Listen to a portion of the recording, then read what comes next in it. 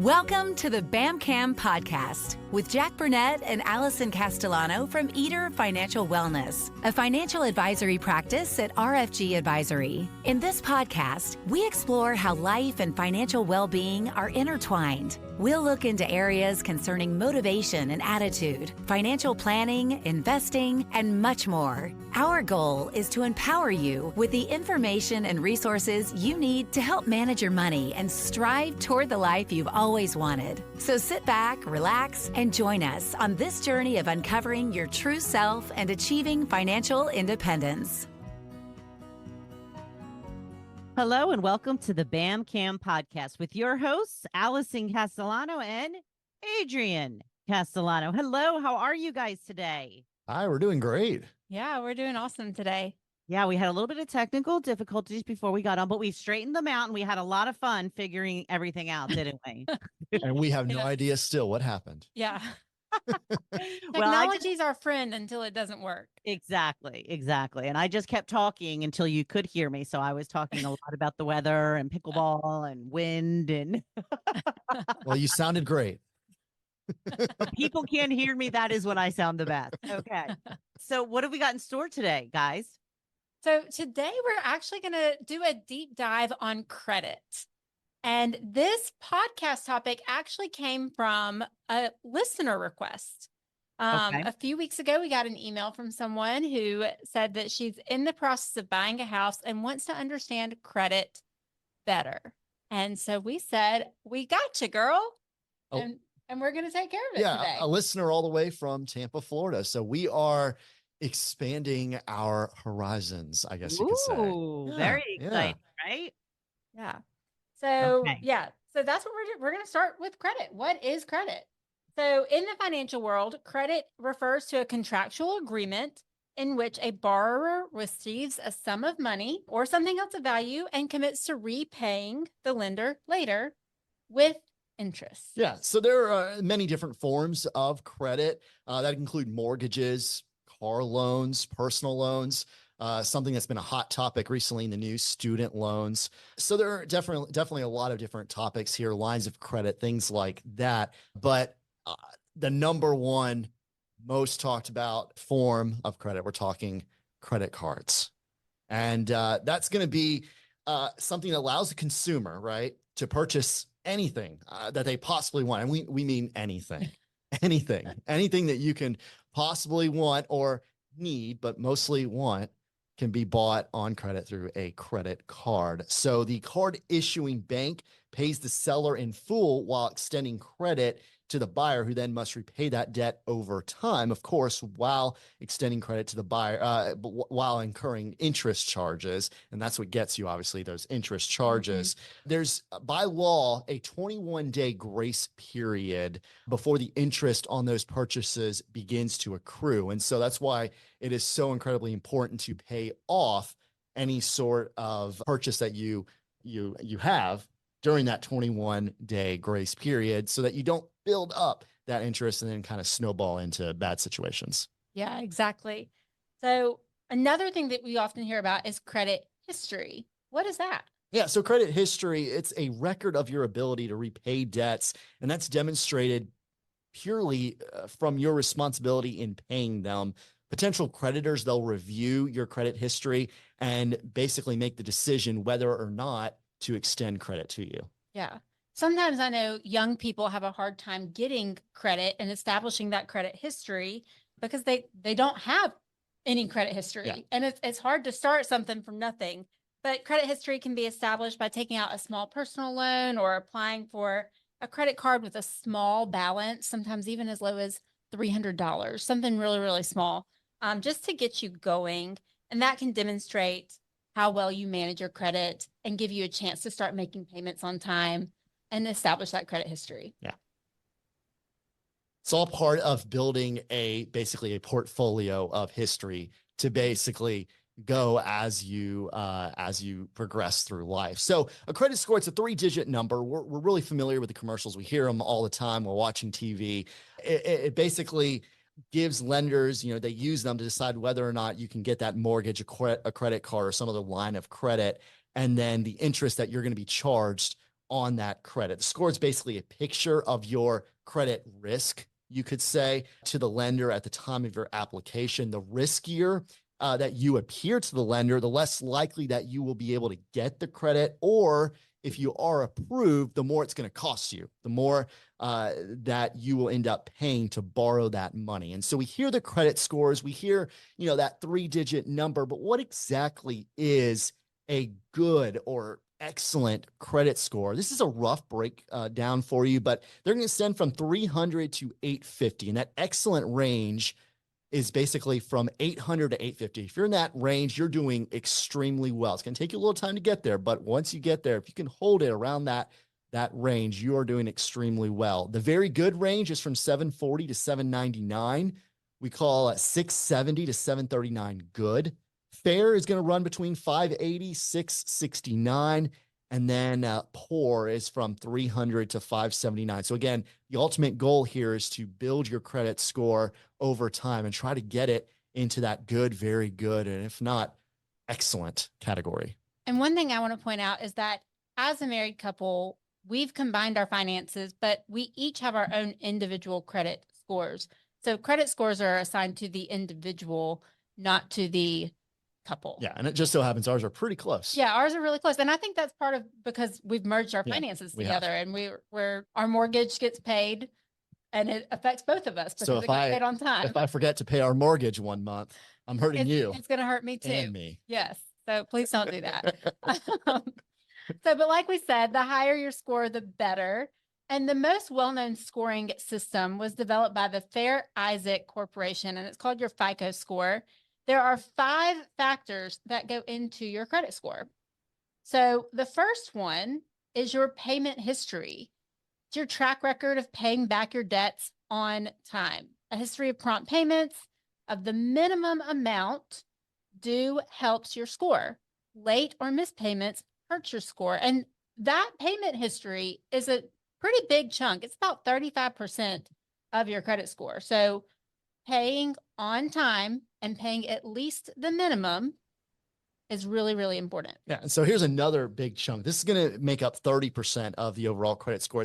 It's how much you owe. This is called credit utilization. That's a kind of fancy word for that, or fancy term. It reveals how deeply in debt you actually are, and it contributes to determining if you can handle what you actually owe. And so if you have high outstanding balances and you're nearly maxed out there, your credit score will be negatively affected. And like I mentioned, it's a big component. Just those two that we talked about, payment history and credit utilization, that's going to make up 65% of your credit score. Yeah, that's big chunk right there. So another chunk is the length of your credit history. It refers to how long you have had and used credit. The longer your history or responsible credit management, the better your score. And like I said before, sometimes it's hard to get started, but just starting with a small credit card balance is a way to get your foot in the door. Yeah. Build up that history, build it up. All right. So fourth, we have your type of credit or credit mix. That's going to refer to the various types of credit you access and whether you use that credit appropriately. And so that can include installment credit, which would be things like car loans or your mortgage, or revolving credit. And revolving credit is credit cards. That's going to make up 10% of the credit score. And then the final 10% is new credit inquiries. The new credit inquiries suggest that you are about to take on more debt. And each time you apply for new credit, that application counts as a hard hit. So when you rate shop for a mortgage or a car loan, there are multiple inquiries that often come into play. But because you're looking for only one loan, those inquiries, however many you have in any 14-day period, will count as a single hard hit. But by contrast, if you're applying for several credit cards in a short period of time, that will count as multiple hard hits and potentially lower your credit score. So I often think of that when I go shopping. It's like every store these days. You go into Ann Taylor, Sephora, Belk, every single store at the cash out register. They're like, hey, do you want to apply for a credit card? And they'll try to get you. They'll say, oh, you'll save 20% on your purchase today. But what they're not telling you is just how high that interest rate is and all the Yeah. other details. And I think about all those hard hits. Yeah. Oh yeah. And those more hard hits, the Credit score is not going to be happy. Yeah. So soft hits are personal requests for credit reports or requests from lenders to make you pre-approved. They will not affect your credit score. Yeah. So a lot of good information there. We've been talking a lot about what goes into the credit score, but good credit management leads to higher credit scores, like we just talked about, which in turn lowers your cost to borrow. The interest rate, that plays a role, obviously, in all this as well. So there are some things that you can do to sink your credit scores, things that will negatively affect your credit score. So remember, as it goes down, it's going to hurt you in the long run. One of the biggest things, co-signing a loan. You hear about that often too, especially helping out, younger kids. Co-signing a loan, though, if you're co-signing, that could be a very big mistake because you're on the hook to pay money back if the other borrower, that's a hard word to say, the other borrower does not pay it. So you're on the hook, and obviously that would sink your credit score in that situation. Yeah. Another probably costly mistake could be applying for too much credit in a short amount of time. I just touched on this, and I think about it every time I go shopping when they get me at the cash register with, do you want to apply for a credit card today? No, I don't, because I don't want the hard hit. Yeah. But each new application counts as a hard hit, and multiple hard hits in a short period of time can negatively impact your credit score. Another thing that could negatively impact your credit score is not staying on top of your statement due dates. On time payments are really important, and our time and energy are pulled in a multitude of different directions every day. Especially we're feeling that as toddler parents. We're constantly on the run. But it's easy to miss a payment when you're distracted, you've got other things on your mind.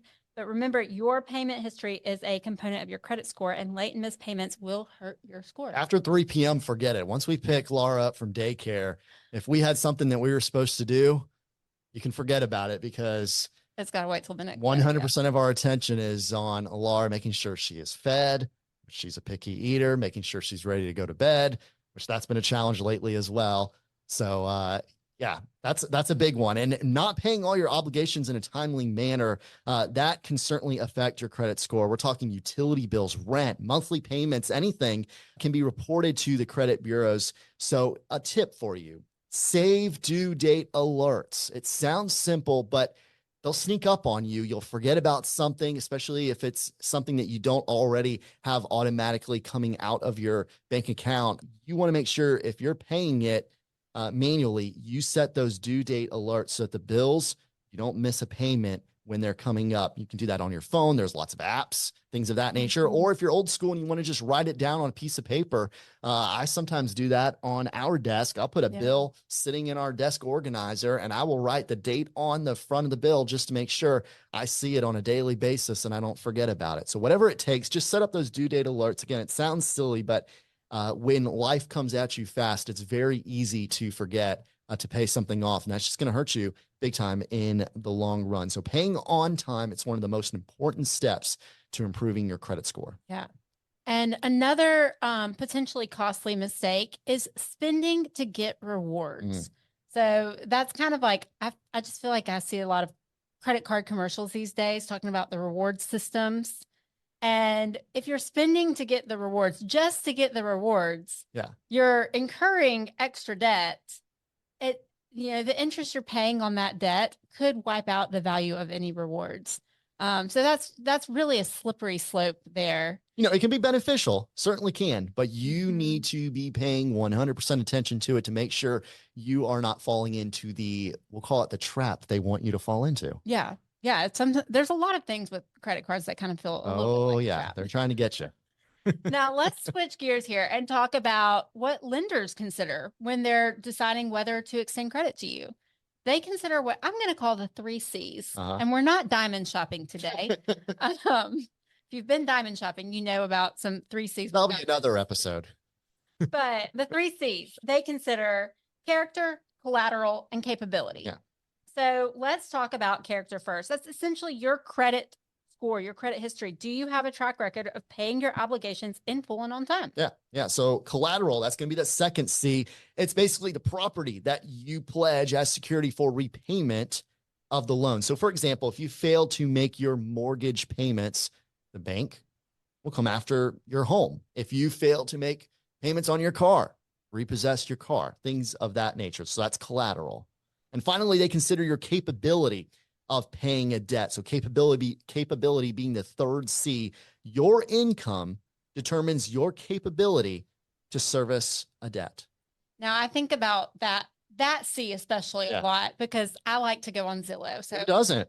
Late at night, I'm scrolling Zillow, and recently a beautiful home popped up not too far from where we live, but it was $5 million. Just out of our budget, just a little bit. So I think about that as, you know, we have great credit scores.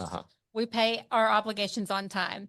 Even if we were to try to get that $5 million beautiful home, if it appraised for $5 million, that's great collateral, right? So we've met 2 of the 3 C's. So we got it, right? Not quite, because we do not have the capability of servicing a debt of $5 million. So what you're saying is my salary right now is not good enough. Sorry. So we got to work on that. Yeah. All right. Yeah. So one day, maybe a $5 million home. Actually, probably not. I'd rather spend our time traveling. I'm going to still scroll on Zillow late at night and dream.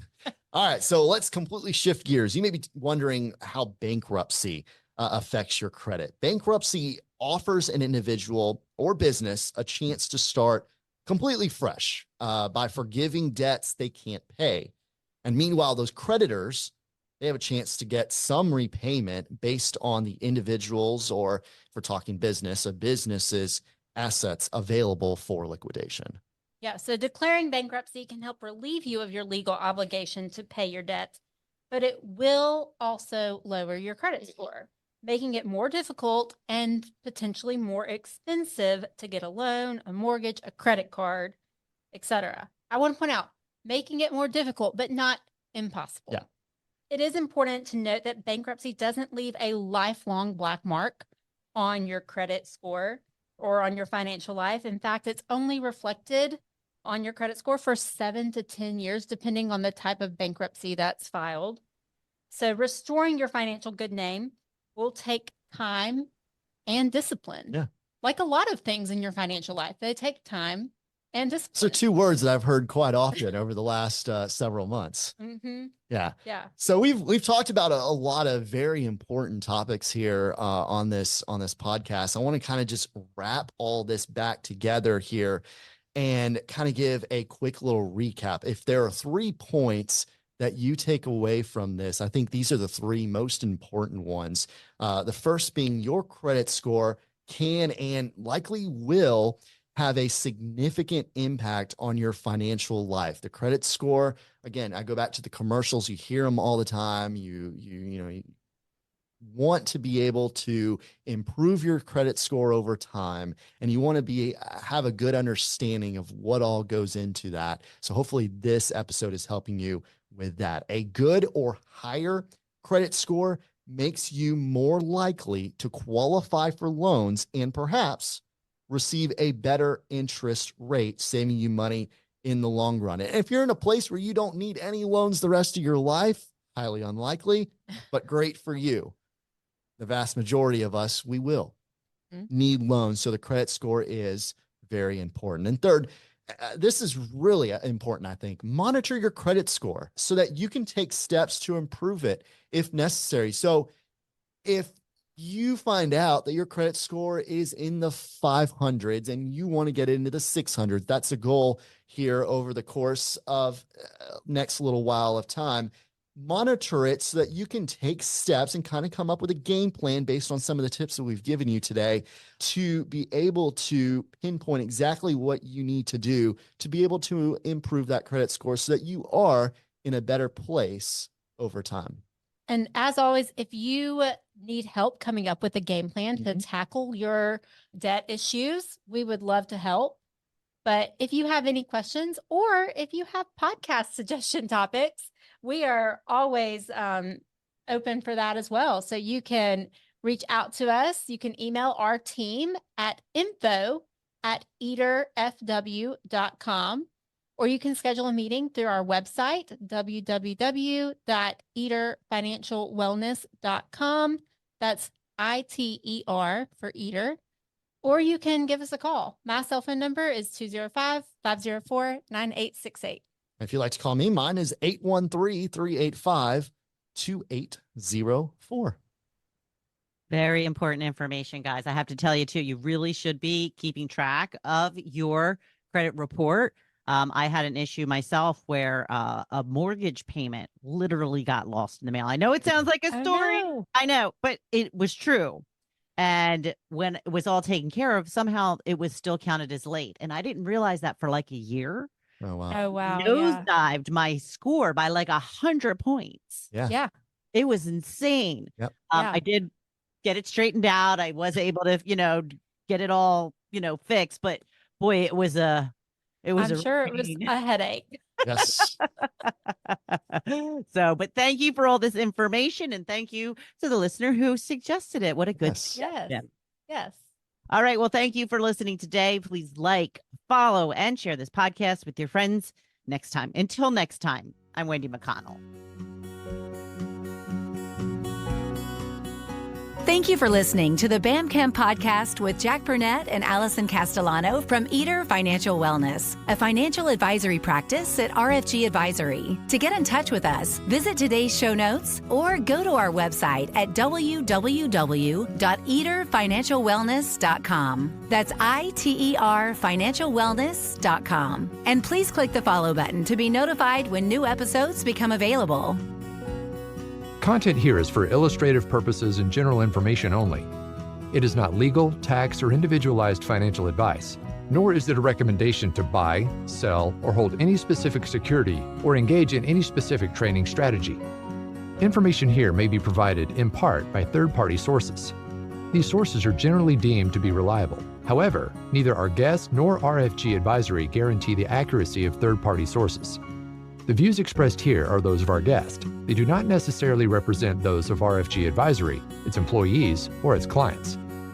This commentary should not be regarded as a description of advisory services provided by RFG Advisory or performance returns of any client. The views reflected in the commentary are subject to change at any time without notice. Securities offered by registered representatives of Private Client Services, member FINRA SIPC. Advisory services offered by investment advisory representatives of RFG Advisory, LLC, RFG Advisory or RFG, a registered investment advisor. Private Client Services and RFG Advisory are unaffiliated entities. Advisory services are only offered to clients or prospective clients where RFG Advisory and its representatives are properly licensed or exempt from licensure. No advisory services may be rendered by RFG Advisory unless a client agreement is in place. RFG Advisory is an SEC-registered investment advisor. SEC registration does not constitute an endorsement of RFG by the Commission, nor does it indicate that RFG or any associated investment advisory representative has attained a particular level of skill or ability.